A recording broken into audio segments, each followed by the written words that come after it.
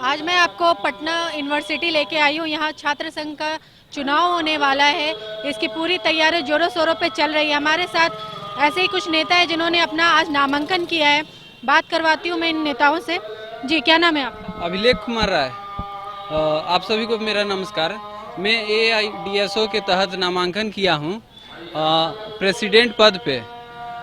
मेरा पहला मुद्दा ये है कि शिक्षक की बहुत ही कमी है पटना विश्वविद्यालय में, और साथ में देखा जाता है क्लास करने तो बच्चे आते हैं लेकिन लाइब्रेरी खुला हुआ नहीं रहता है। लाइब्रेरी के स्टाफ की, कर्मचारी की कमी है, और बहुत ही पुराना ये विश्वविद्यालय है पटना विश्वविद्यालय।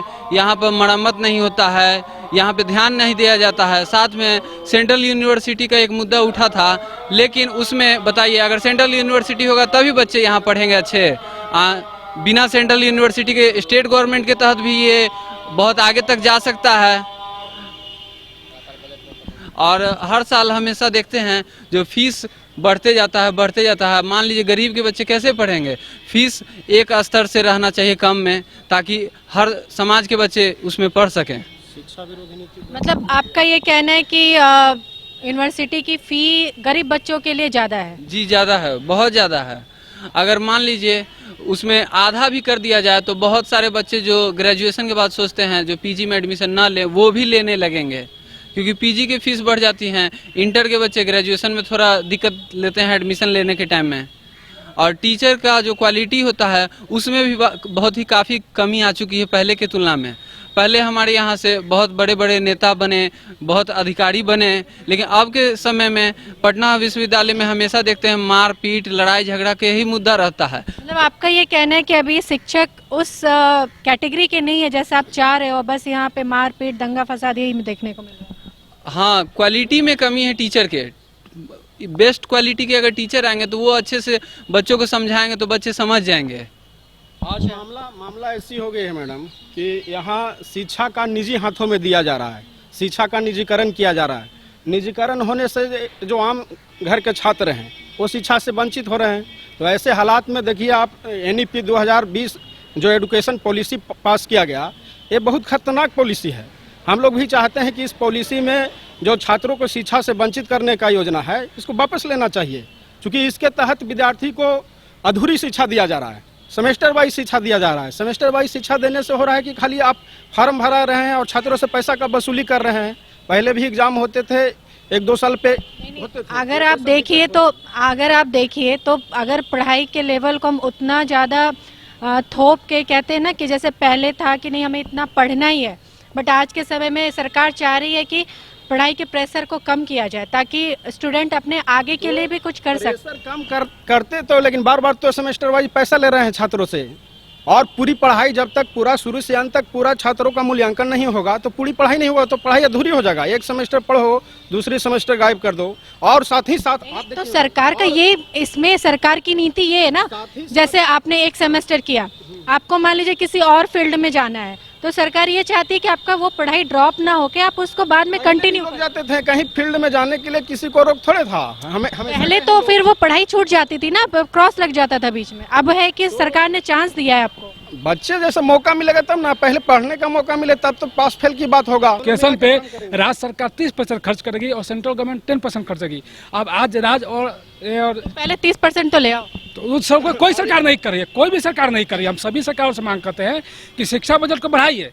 जो राज्य सरकार को 30% शिक्षा पर खर्च करने की जिम्मेवारी है वो कीजिए, और सेंट्रल गवर्नमेंट 10% एजुकेशन पर खर्च करे, लेकिन कोई भी सरकार नहीं कर रही है। बजट कटौती किया जा रहा है। अब कहा जा रहा है पहले UGC के माध्यम से यूनिवर्सिटी को जो फंड दिया जाता था उसको हटा दिया गया, उसको हेफा करेगा हायर एजुकेशन फाइनेंस एजेंसी। अब सरकार कह रही है कि हम एजुकेशन बजट नहीं देंगे, हेपा के माध्यम से यूनिवर्सिटी को लोन लेना होगा और उस लोन को यूनिवर्सिटी को चुकाना होगा। तो कैसे यूनिवर्सिटी चुकाएगा? स्वाभाविक है। क्या देखिए पटना विमेंस कॉलेज में जाकर देखिए, आज जो फीस पटना कॉलेज में, चाहे पटना BN कॉलेज में जो फीस 2000 रुपये लगता है, उसका आज 3 गुना 4 गुना है। 4500 है PG का, वहाँ पे 6000, 8000, 10,000 है। B.Ed का आसमान छू रहा है। यही पटना यूनिवर्सिटी में B.Ed 2000 रुपये में होता था, लेकिन आज कितना हो गया? 1,00,000 2 लाख की बात करते हैं। समय के साथ तो महंगाई और चीजें बढ़ रही तो फीस तो थोड़ा तो बढ़े। महंगाई और शिक्षा अलग है। शिक्षा बुनियादी जरूरत है, ये हमारे बुनियादी जरूरत है, लेकिन आप जैसे कर रहे हैं यूनिवर्सिटी को फंड की जरूरत है, तो फंड तो एक तरीके से ऐसे भी आता है ना। नहीं, फंड के लिए जो जीडीपी है, जीडीपी जो सरकार के पास जो फंड आता है जीडीपी का, उसका पैसा सरकार खर्च एजुकेशन पर नहीं करी। हम कह रहे हैं कि एमएलए एमपी को आप इतना सुविधा क्यों दे रहे हैं? उनके एक बार एमएलए बन गया तो जीवन पेंशन क्यों दे रहे हैं?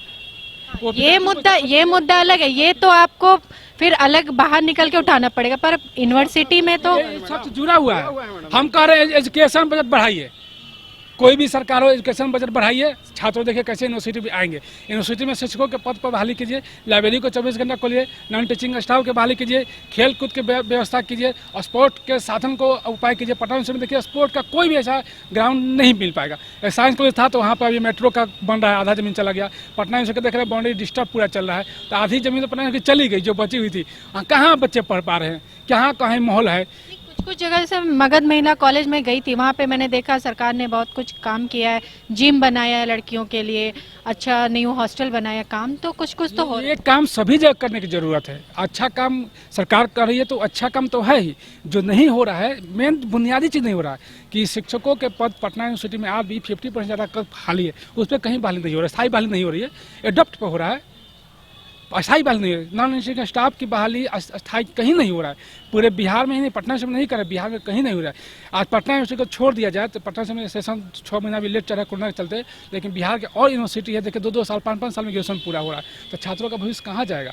इसीलिए हम ये छात्र संघ में इसलिए आए हैं कि आज जो सरकार ये पूरे पटना यूनिवर्सिटी को और देश के तमाम यूनिवर्सिटी को पूरा निजीकरण व्यापारीकरण करने की जो साजिश चल रही है, न्यू एजुकेशन पॉलिसी 2020 ला करके, हम इसके खिलाफ है। और इसी मुद्दे को हम छात्रों के बीच ले जाएंगे कि छात्र इस नई शिक्षा नीति का विरोध करें। तो अभी आज पटना यूनिवर्सिटी में हम पढ़ रहे हैं, अगर हम इसका विरोध नहीं करेंगे तो आने वाला हमारे भाई बहन होंगे, हमारे जो भविष्य होंगे, उनसे पूछेंगे कि जब पटना यूनिवर्सिटी का निजीकरण करने के प्रोसेस चल रहा था आप कहाँ थे? आप छात्र संघ भाग लिए थे, इसलिए आपका फर्ज बन रहा है कि इस मुद्दा को उठाइए और छात्रों को बताइए। इस मुद्दे के साथ हम जैसे इनका कहना है कि ये नई शिक्षा नीति से खुश नहीं है और उसमें बदलाव चाहते हैं।